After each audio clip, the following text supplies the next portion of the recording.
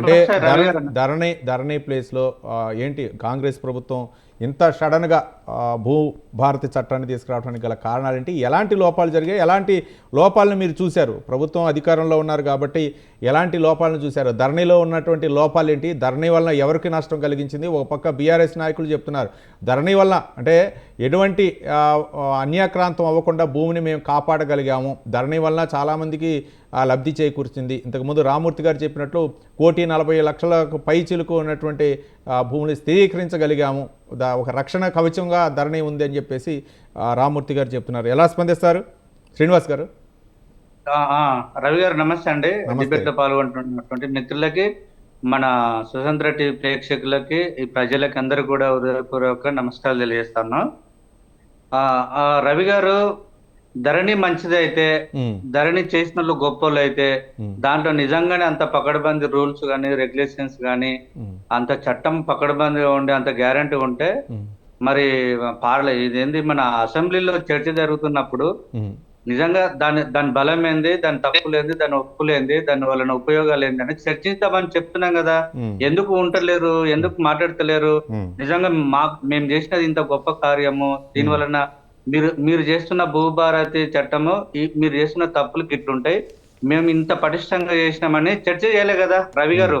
నిజంగా నిజంగా నిజంగా పాలకులు నిజంగా అంకిత భావంతో కూడుకున్నటువంటి ఈ తెలంగాణ 1,00,00,000 రమారమి 50,00,000 ఎకరాలతో కూడుకున్నటువంటి మన తెలంగాణ భూమి ఉంది కదా, దాని మీద నిజంగా వాళ్ళకి అంత అవగాహన ఉంటే, ధరణి నిజంగా మంచిది అయితే, మరి ఎందుకు ఆత్మహత్యలు అవుతున్నాయి, ఎందుకు హత్యలు జరిగినాయి, ఎందుకు భూ తగాదాలు వచ్చినాయి, ఎందుకు కోర్టులలో కేసులు పెండింగ్ ఉన్నాయి, ఎందుకు రైతులు కొట్టుకొని చచ్చిపోతా ఉన్నారు? పేరు ఒకంది, పొజిషన్ ఒకంది, పట్ట పాస్బుక్ ఒకంది ఉన్నది. వాడు అమెరికాలో ఉన్నాడు కూడా ఆదిలాబాద్ లో కానీ మహబూబ్ నగర్ లో కానీ అమెరికాలో సాఫ్ట్వేర్ ఉద్యోగం చేస్తున్నట్టు కూడా వాళ్ళ తాత తండ్రుల మీద పేర్ల మీద ఉన్నటువంటి, ఎప్పుడో జమానాల్లో వాళ్ళు అమ్ముకున్నారు, కొనుక్కున్నటువంటి ఒక దళిత గిరిజన ఎస్సీ ఎస్టీ ఆదివాసీలు కూడా ఈ రోజు పొజిషన్ లో ఉంటే, వాళ్ళ పేరు మీద పట్టాలు లేకుండా ఈ భూమి మాది మా తాత సంపాదించిన అమెరికాలో ఉన్నాడు కూడా వచ్చి ఎల్లగొట్టిండు కదా. మళ్ళీ వాళ్ళ పరిస్థితి ఏంది, వాళ్ళ హక్కులు ఏంది, వాళ్ళ అనుబంధారం ఏంది?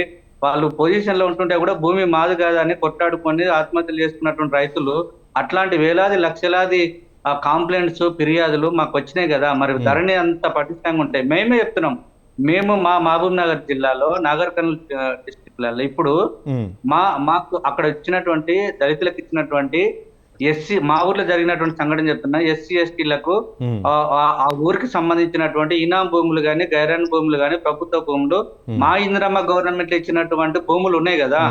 మరి ఆ భూముల మీద ఆ రైతులు, దళితులు గాని, ఎస్టీలు గాని, ఆదివాసీలు గాని ఈ రోజు కబ్జాలో ఉండి పంటలు పండించుకుంటున్నారు. పంటలు పండించుకున్న సందర్భంలో అప్పుడు సాదా బైనామాలు అప్లై చేసుకున్న వాళ్ళు కూడా ఈ రోజు వాళ్ళకి ఆ రైతు బంధు లేదు, రైతు బీమా లేదు, పంట నష్టం లేదు, వాళ్ళకి ఎట్లాంటి అధికారం ఇవ్వకుండా 10 సంవత్సరాలు అంతకన్నా మేము భూభారతి చేసినప్పుడు కూడా చేసినాం కదా. మరి అంత పటిష్ట ఆ ఒక్సుబోలో కలిపిరండి, ఘోరంగా ఒక్సుబోల్లో కలిపిరు, బోధాన్ భూములలో కలిపిరు, అదంతా ఆగమాగం.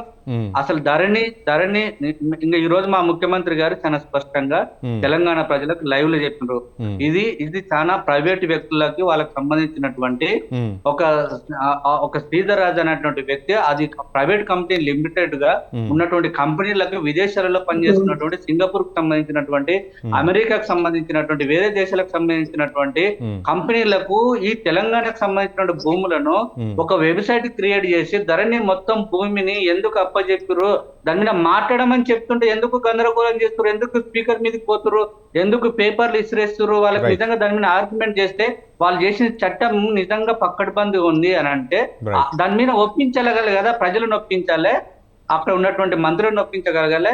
మేము చేసిన ఒప్పులు ఇవి, మీరు చేసిన తప్పులు ఇవి అని చెప్తే కదా వాళ్ళకు ప్రజలు నమ్ముతారు కదా. ఎందుకు పారిపోతున్నారు?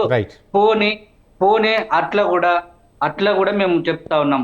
మేము పాదయాత్ర చేస్తున్నటువంటి సందర్భంలో బట్టి విక్రమార్క గారు, ఉప ముఖ్యమంత్రి గారు పాదయాత్రలో నేను దగ్గరుండి కోఆర్డినేషన్ చేసిన రోజు కూడా వందలాది మంది రైతులు మా భూమి సమస్య ఇది, నేను పంట పండిస్తున్నా సార్, నాకు ఎట్లాంటి ఆధారం లేదు సార్, దీని మీద అధికారం లేదు సార్, నాకు పాస్ పుస్తకాలు ఇవ్వండి అని కొన్ని వేలాది కంప్లైంట్స్ మా దగ్గర ఉన్నాయి ఇప్పటికి.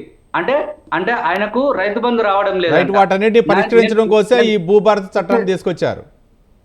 అదే కదండి, మేము అదే చెప్తున్నాం. మేము కూడా రైతు బంధు, రైతు బీమా అసలు ఎవరెవరు కబ్జా చేసిరు, ఎవరు దొరల కింద, గడిల కింద వేలాది ఎకరాలు, వందలాది ఎకరాలు ఈ తెలంగాణలో శ్రీనివాస్ గారు, ఉన్నటువంటి భూములు